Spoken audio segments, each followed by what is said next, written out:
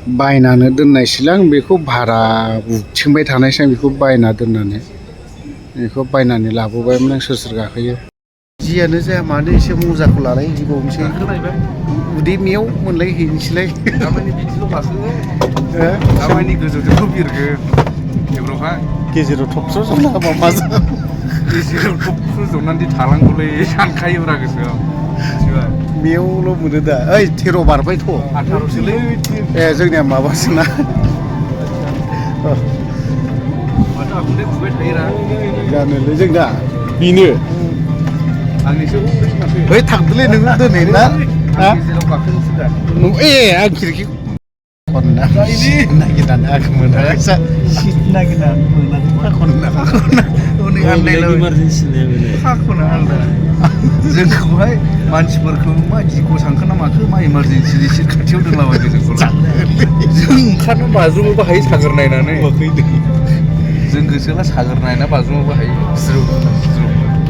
मेवल' मोनहोखालायसै दा उदैखौ दे जाथ'बायलै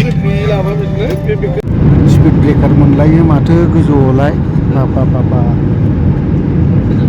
मा स्पिड ब्रेकार मोनासो सानदोंमोन आं स्पिड ब्रेकार मोनबावो गोजौआव औ दा नै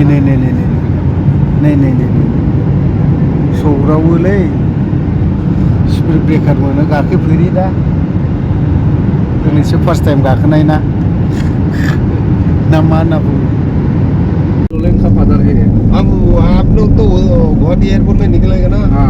उधर में कितना दूर है गुडुलेन और कितना मैं तो मालूम है लेकिन नहीं गया और 4 घंटा लगता 4 घंटा ना बस से ट्रेन से 3 घंटा ना मैं उस दिन आया था थ' जोङो गोजौजों फैबाय दा ओमफ्राय गाहायजों थांनायसै मा बुङो फंबाय गोजौजोंथ' नों जनाय बायदि मोनदोंमोन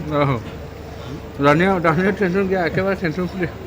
बेना थबस्र' जबा बेनासो गाज्रिसिन गाज्रि माने ओरै सानो बे माबायावदि माबा मोनसे सोरबा होस'नानै दोनगौलै साननो राहा लामायाव आरो ओमफ्राय गोजौबो माथो स्पिड ब्रेकारा बारा माथो फैसा बे माबायावहाय ट्रेनावहाय फैसा खुस्रा होनानै दोनलां बेलथायोनो ट्रेना नंगौना नङा हा नंमारगौ मा बिदि होनोरा मानसिफ्रा आदिबासिफोर हनै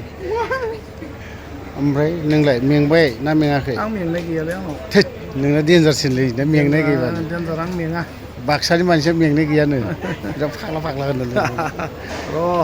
ओमफ्राय ट्रेन डिटेक्ट खालामगासिनो दं दहायो ज' जानो गिनानै मानसिया फिथाखौ खेंना लाबोदों बाज्रुमनांगौलै होननानै गारनाब्ला राजानिफ्राय दा ओमफ्राय दा देन्जार गारियावसो गाखोबावनोसै एबारावहाय थांसै